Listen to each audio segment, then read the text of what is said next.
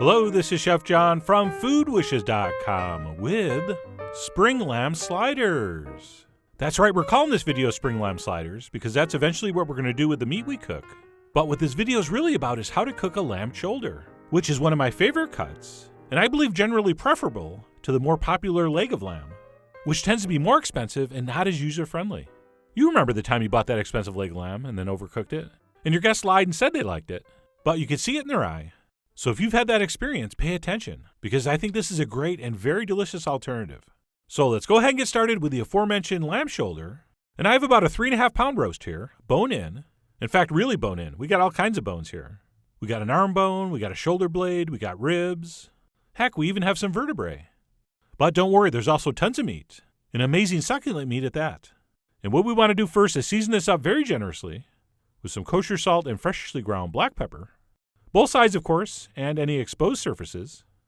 And by the way, to answer a viewer email, yes, after I turn the camera off on these seasoning shots, I always go back over and season the spots I missed. So thanks for asking. So we will thoughtfully season both sides with salt and pepper, at which point we're going to head over to the stove and brown this over high heat in a Dutch oven and a little bit of vegetable oil. So we will start with our meat side down, bone side up, and we will sear that side very well for about 4 or 5 minutes before flipping it over. And right here you can get a pretty good look at what we're going for. So a beautiful golden brown crust. And as you can see, that side's going to sear pretty nicely because of the fat, and more importantly, it's a flat surface. But that bone side, not so much. But regardless, we'll just let that second side cook for about 4 or 5 minutes.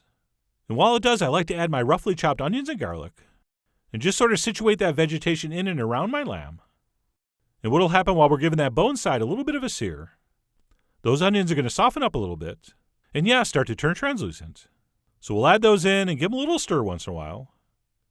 And at this point, we can go ahead and add the rest of the ingredients, which, because lamb shoulder is so flavorful, is only a couple things. So we will add some chicken broth or stock, or I guess water, if times are tough. And then because I'm going for a little bit of a sweet and sour thing here, I'm going to go ahead and add in some apple cider vinegar, as well as some honey. And I'll be using a light amber honey this time, which you may remember from such videos as Toroni. And then besides the honey, I'm going to finish this up with a little bit of red chili flake. You know I like a little bit of heat with my sweet. And then we'll just make sure all that stuff's mixed together. So I stirred that together using my lamb roast as like a giant meat spatula, which, while awkward looking, works surprisingly well. And then what we'll do once that's all mixed, and please pay attention because this is very complicated, we're going to pop on the lid and put this in the center of a 325-degree oven for approximately 3 hours, or until the meat's fork tender. That's it. I'm not kidding. It's that easy. And about 3 hours later, if everything's gone according to plan, your lamb shoulder should look something like this. And I did say fork tender, but I could have said blade tender. Because if you could tug at that shoulder blade and it comes out clean like this, you know your meat is done. But because I did say fork tender, let's give it the old poka, just for an extra visual. And as you can see, that meat is ready to eat. So at this point, if you are going to use this for sliders, and you certainly don't have to, but if you are, we're going to want to do a couple things. We're going to want to spoon off any excess fat, which a lamb shoulder is going to produce a fair amount of. And of course, we're also going to have to pull the meat apart and add it back to those pan drippings.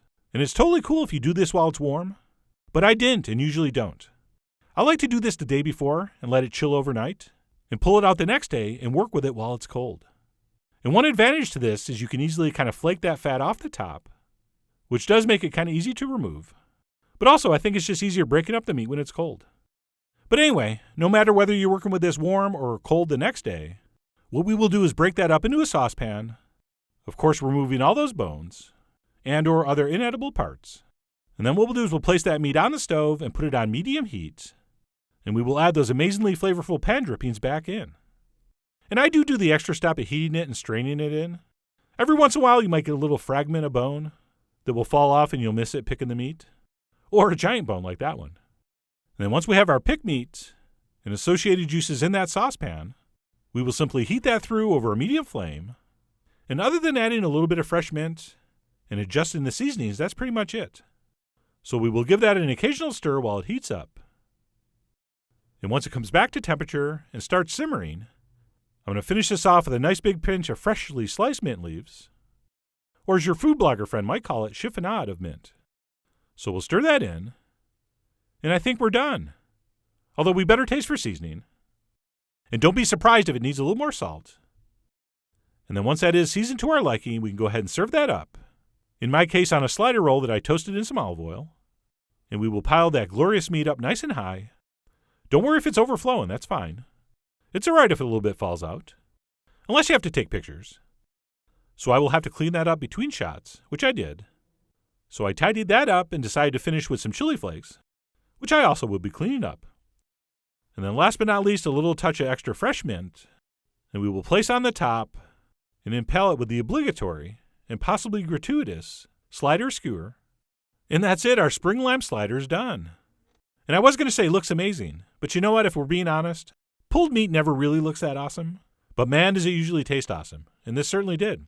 With a little bit of sweetness from the honey, and a little bit of tanginess from the vinegar, and of course we also have a little bit of heat from the chili flakes, not to mention that sweet herbaceousness from the mint. So just an incredibly tasty bite of food. I'm going to have another bite, as soon as I cleanse my palate with a prop chip. And you should have plenty of amazing juices, so don't be afraid while you're eating to spoon a little more on. And while that shot was out of focus, the effect was incredible. I mean, it's kind of loosey, kind of juicy, and yet it will stay together fairly nicely as you're eating this.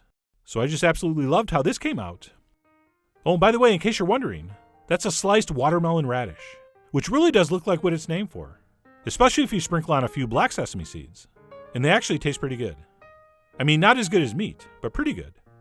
So whether you are making this for the holiday, or March Madness viewing party, or anytime you want rich, delicious, succulent meat, I really do hope you give this a try. So head over to foodwishes.com for all the ingredient amounts and more info as usual. And as always, enjoy.